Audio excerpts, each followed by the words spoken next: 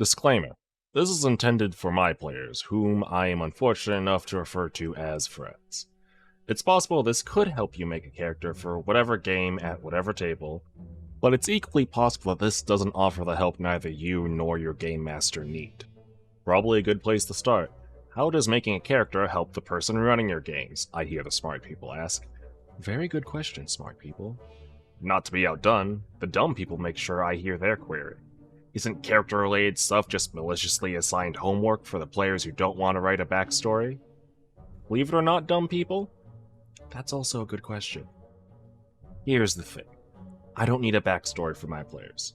If you do have one, then I'm excited to see what you got. If you don't have one, then my job's easier. It's a win-win.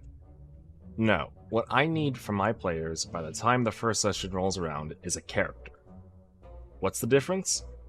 Well, you see, a backstory can be intimidating, especially for people who aren't too sure about the RP aspect that many TTRPGs can have. Essentially, it's a story about what happened back before the first session. Seems simple, right? That's spelt in my script with a W, by the way. It can involve creating places, people, and histories of your own creation to go alongside your character, with consideration of how you might share all this hard work with the others you're playing with. Even harder, you might have to adapt an existing setting into whatever ideas you have for a backstory. This can involve needing information that isn't apparent to you. Now you gotta ask your DM a question every now and then, with every instance feeling like you're in the principal's office. Then you forget to ask a certain question and you're lying awake in bed. It's 4 in the morning and you always ignore your notes and reminders and you don't want to forget to ask, so you send the question expecting them to get back to you when they wake up, but then you see them come online and now you feel bad, but then it says that they're typing and stops occasionally, then it'll start back up. It can be overwhelming. Side note, if you're a DM, you should always encourage your players, and if your lore and world building restricts more fun than it generates, maybe consider writing a book instead. Now for a character, it can be a lot smaller in scope. You need to be able to tell me at least 4 things. What are they like? What do they like? What do they dislike? And what do they want? Let's break these down one by one, and then I'm going to do an example. Once, but actually twice. Just wait, and consider. What is the character like? This is kind of important, because regardless of how great VTTs get, these games lean heavily on the theater of them. And without any idea of what or who you're trying to imagine, it's hard to ground any action a character takes. That's the bare minimum, and I don't mean that in a cynical way. If you can describe your character's appearance, I'm happy. If you want to go above and beyond, then this doesn't necessarily need to be only surface level. Like, you can describe the personality of the character. What emotions do they easily display? What vibes do they put off? Do they have a resting bitch face or a comforting disposition? And how do they do things? Are they jittery, calm, or energetic? Next, there's what does the character like, and what does the character dislike. And yeah, I grouped these two together since it's 2 sides of the same coin, you know? Anyways, you can go super in-depth or super minimal with these. It can be anything, ranging from, yeah, they're super against authority figures who abuse their power to restrict the freedom and happiness of those their position was originally designed to serve, to, my character likes food. Generally, as a rule of thumb, I'd like to require 3 of each so you have enough room for development. The likes and dislikes serve the same purpose, but the dichotomy of the two help the player more than anyone else. Essentially, it creates a cheat sheet for RP. It's basically feeding you your lines. Like, oh yeah, my character appreciates people who speak their minds, so they like that boisterous tavern keeper. Oh yeah, my character doesn't like the color purple, so they already don't like those mercenaries with that purple uniform.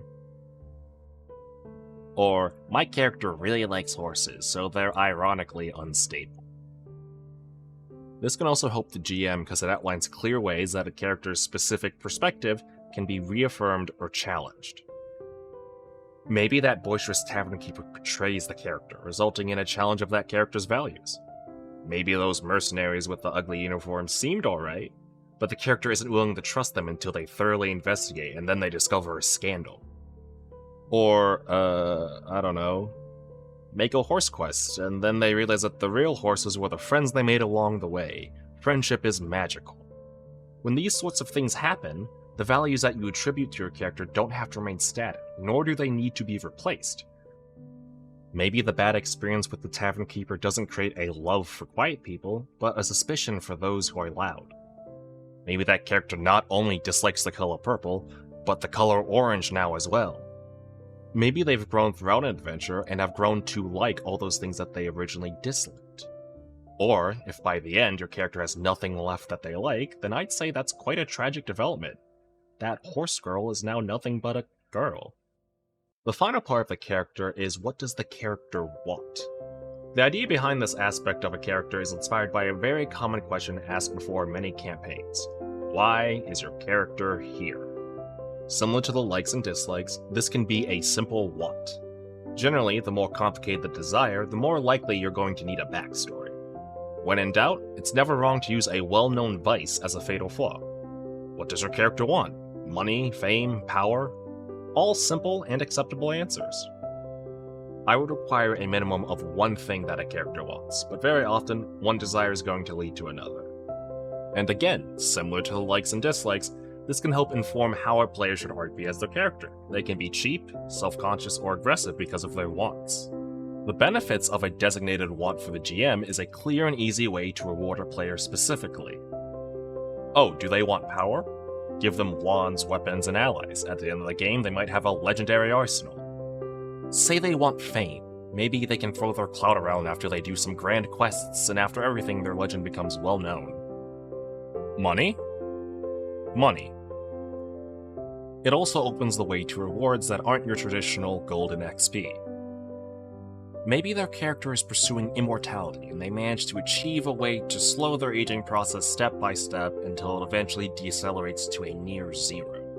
Maybe they want to transmute their form, and they're unable to transform certain parts of themselves until ever so gradually over the time, they become a completely new person. But enough of these maybes. As an example, I'm going to demonstrate how to create a character using these guidelines, and I'm going to create the same character twice. The first go around, I'm going to be very minimal with my descriptions, and then for the second, I'll go more in depth. The purpose of this is to show how even a little forethought is good enough, at least for me. Take 1. What are they like? They're an Earth Genasi wizard with purple hair, purple robes, and a green sword. What do they like?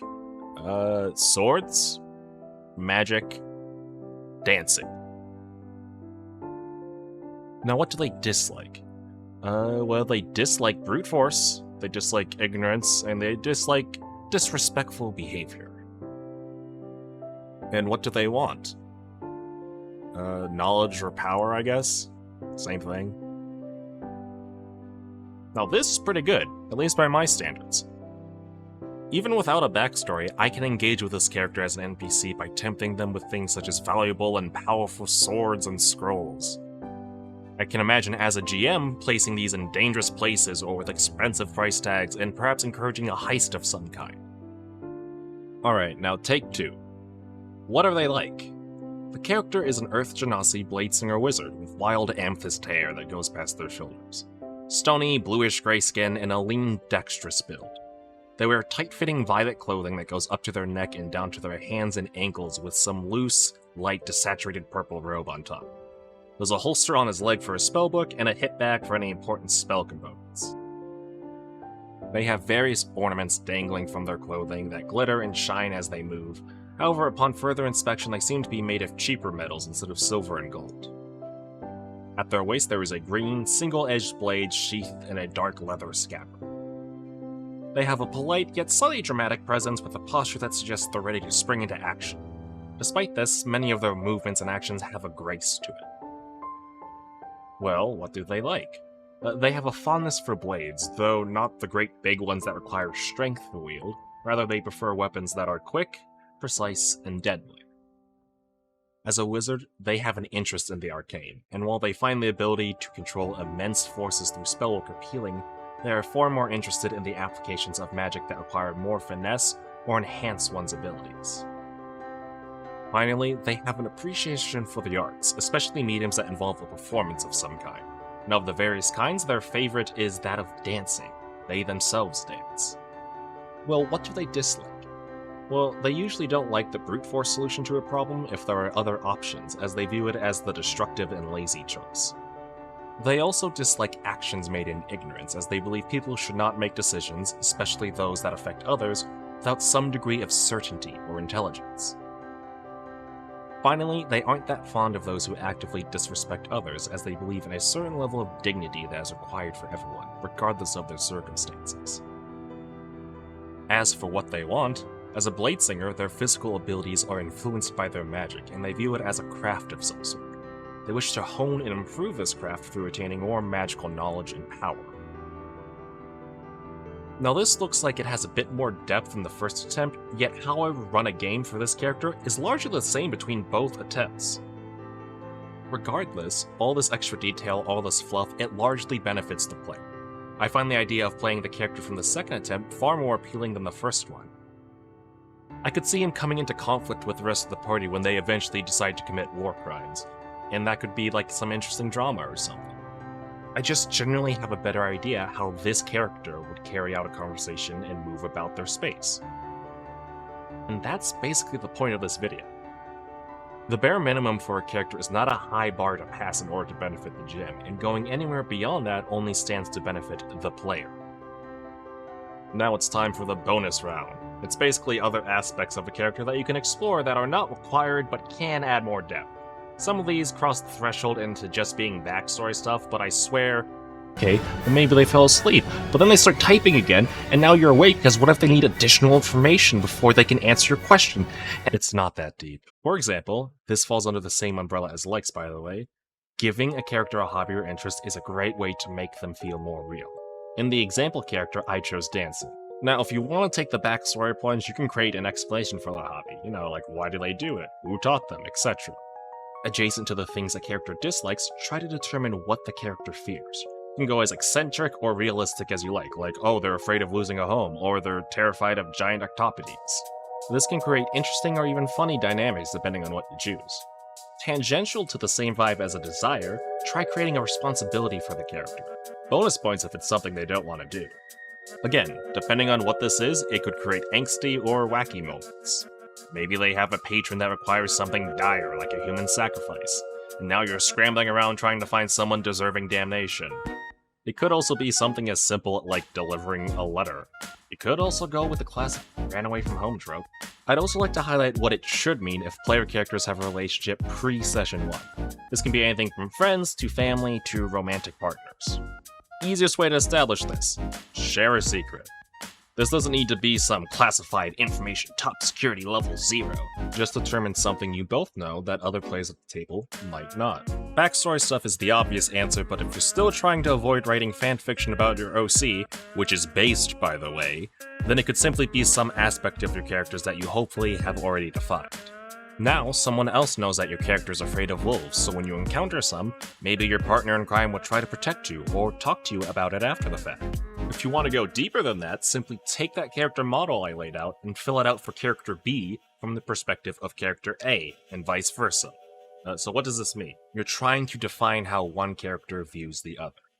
A good way to make this interesting is to not share your entire character description with each other, and this can result in misunderstandings, and misunderstandings mean instant drama. Character A may think character B is standoffish, but character B is actually soon for character A, and now they kiss. On a more wholesome note, you could implement a found family relationship, and maybe A secretly looks up to B and thinks they're super cool, and then they kiss. Wait, no. You want to try and define something that the character likes and or dislikes about their companion. This could be a difference of values, or maybe just the way that they eat their food. Close your mouth. Are they aware of the appreciation/criticisms that they hold for each other, or do they just keep it bottled up until they freak out in an argument, and then the drama, and then they kiss?